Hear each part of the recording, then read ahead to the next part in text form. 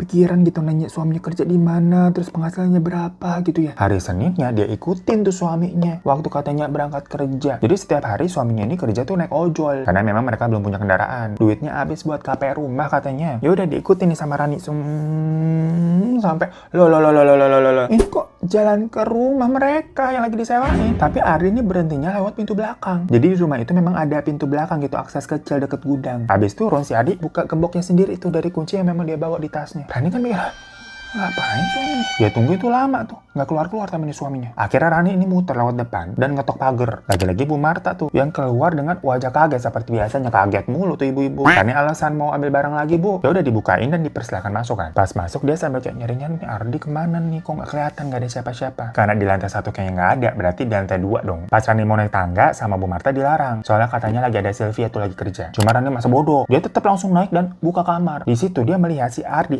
lagi sujud di lantai. Dan di depannya ada sosok ibu-ibu berbaju hitam yang sempat dilihat sama Rani waktu itu. Rani kan langsung keluar kayak, kamu ngapain? Dan dari belakang ada yang memegang bang Rani yang ternyata kayak, itu Bu Marta, yuk marah-marah, kamu ngapain, nggak boleh langsung masuk-masuk begini. Ya Rani langsung balik marah kan, ini rumah saya Bu. Tapi pas, kan tadi ngomongnya sama Bu Marta ya, pas balik lagi ke arah suaminya, sosok ibu-ibu berbaju hitam tadi tuh dia nggak ada. Kayak cepet banget, tapi suaminya masih dalam keadaan sujud diem aja gitu. Langsung ditarik sama Rani kayak mau dibangunin tuh. Tapi ekspresi suaminya kayak bengong gitu, kayak kosong. Sampai akhirnya ditampar sama Rani. Wah, baru si Ardi sadar dan kaget kalau Rani ada di hadapannya. Ribut tuh mereka di situ tuh. Sampai akhirnya dilerai sama Bu Marta. Tapi kemarahan Rani ini yang merasa dibohongin. Kayak ngapain kamu bilang kerja ternyata di sini? Ngapain kamu sujud-sujud? Bu Marta coba melerai tuh. Tapi didorong sama Rani sampai Bu Martanya jatuh. Di situ si Ardi malah nampar Rani. Untuk pertama kalinya tuh si Ardi main tangan. Seumur-umur dia nggak pernah. Dan Ardi langsung membantu Bu Marta untuk bangun. Tiba-tiba ada Sylvia nih baru datang tuh naik. Dan kaget dengan keadaan di atas yang lagi ribut-ribut. Rani yang melihat Sylvia lagi hamil langsung melihat ke arah Ardi. Langsung minta penjelasan dong dia dari suaminya. Jadi ternyata geng selama ini semenjak di PHK tuh Ardi belum dapat kerja. Dia bilang udah dapat kerja cuma bohong. Karena setiap harinya dia pergi ke rumah itu untuk menemui Sylvia dan Bu Marta. Makanya setiap Rani kesana kan dilihat tuh ada